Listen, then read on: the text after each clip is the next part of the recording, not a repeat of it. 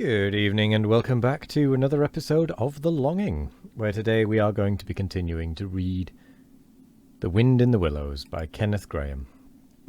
And we may also do a little bit of time reversal as well, just because we are running a little bit low. But let's get going with the reading first.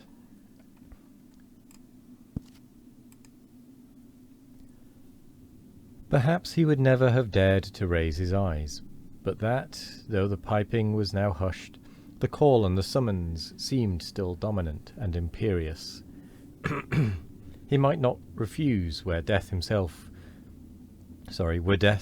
waiting to strike him instantly, once he had looked with mortal eye on things rightly kept hidden.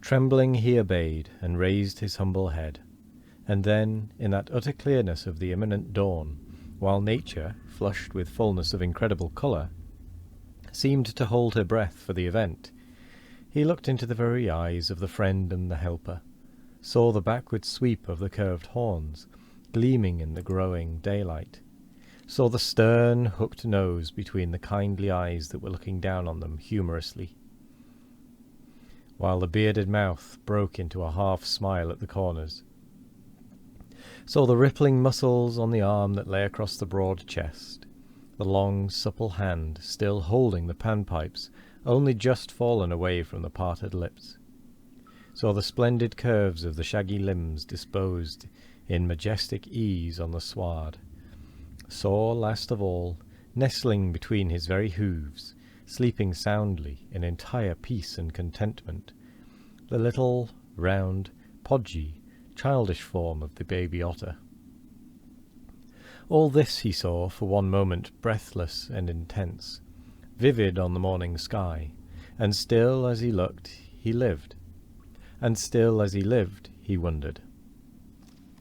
"Rat," he found breath to whisper, shaking, "are you afraid?" "Afraid?" murmured the rat, his eyes shining with unutterable love. "Afraid? Of him? Oh, never, never. And yet, oh, Mole, I am afraid." Then the two animals, crouching to the earth, bowed their heads and did worship. Sudden and magnificent, the sun's broad golden disk showed itself over the horizon facing them, and the first rays, shooting across the level water meadows, took the animals full in the eyes and dazzled them. When they were able to look once more, the vision had vanished, and the air was full of the carol of birds that hailed the dawn. As they stared blankly in dumb misery, deepening as they slowly realized all they had seen and all they had lost, a capricious little breeze, dancing up from the surface of the water, tossed the aspens, shook the dewy roses, and blew lightly and caressingly in their faces. And with its soft touch came instant oblivion. For this is the last best gift that the kindly demigod is careful to bestow on those to whom he has revealed himself in their helping, the gift of forgetfulness, lest the awful remembrance should remain and grow and overshadow mirth and pleasure, and the great haunting memory should spoil all the afterlives of little animals helped out in difficulties, in order that they should be happy and light-hearted as before. Excuse me. Mole rubbed his eyes and stared at Rat, who was looking about him in a puzzled sort of way. "I beg your pardon, what did you say, Rat?" he asked. "I think I was only remarking," said Rat slowly, "that this was the right sort of place, and that here, if anywhere, we should find him. And look! Why, there he is, the little fellow!" And with a cry of delight he ran towards the slumbering Portly. But Mole stood still a moment, held in thought, as one wakened suddenly from a beautiful dream, who struggles to recall it, and can recapture nothing but a dim sense of the beauty of it, the beauty, till that, too, fades away in its turn, and the dreamer bitterly accepts the hard, cold waking and all its penalties. So Mole, after struggling with his memory for a brief space, shook his head sadly and followed the rat. Portly woke up with a joyous squeak, and wriggled with pleasure at the sight of his father's friends, who had played with him so often in past days.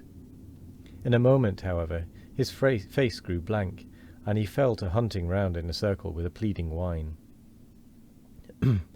As a child that has fallen happily asleep in its nurse's arms, and wakes to find itself alone, and laid in a strange place, and searches corners and cupboards, and runs from room to room, despair growing silently in its heart, even so Portly searched the island and searched, dogged and unwearying, till at last the black moment came for giving it up, and sitting down and crying bitterly. The mole ran quickly to comfort the little animal, but Rat, lingering, looked long and doubtfully at certain hoof marks deep in the sward. "Some great animal has been here," he murmured slowly and thoughtfully, and stood musing. His mind strangely stirred. "Come along, Rat," called the mole. "Think of poor Otter waiting up there by the ford."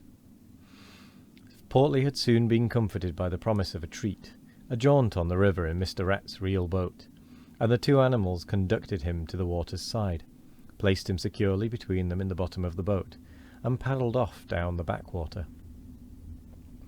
The sun was fully up by now, and hot on them. Birds sang lustily and without restraint, and flowers smiled and nodded from either bank.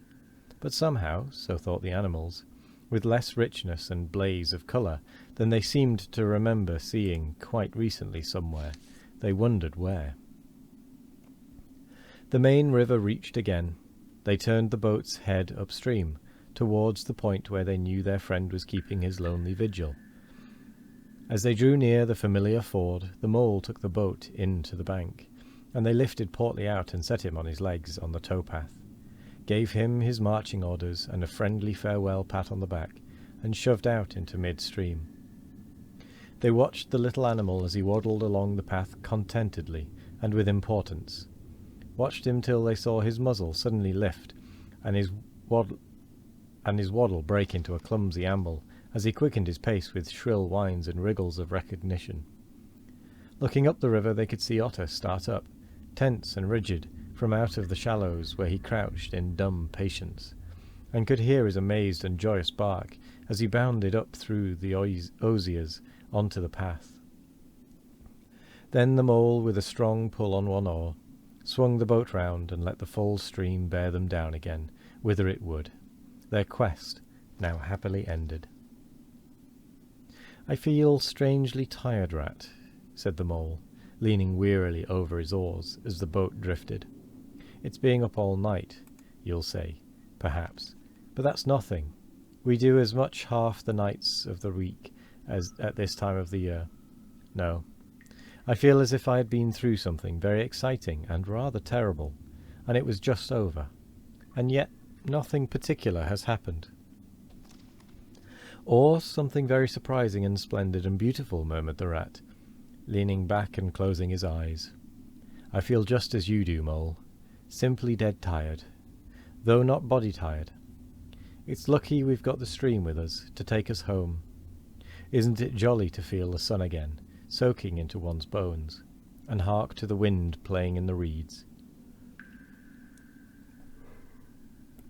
It's like music. Far away music," said the mole, nodding drowsily. "So I was thinking," murmured the Rat, dreamful and languid. "Dance music. The lilting sort that runs on without a stop, but with words in it, too. It passes into words and out of them again. I catch them at intervals, and then nothing but the reeds, soft, thin whispering." And with that, we're going to come to the end of the reading. So, yeah. They found the little otter, which is nice. So, anyway, that just about wraps up today's episode. Excuse me. And I am going to say thank you very much for joining me today. I hope you all have a wonderful morning, evening, afternoon, or night. Oh no. Excuse me on. No matter what time of day it is, I hope you have a wonderful one of it. And as always, we will be back tomorrow for more of The Longing. Goodbye.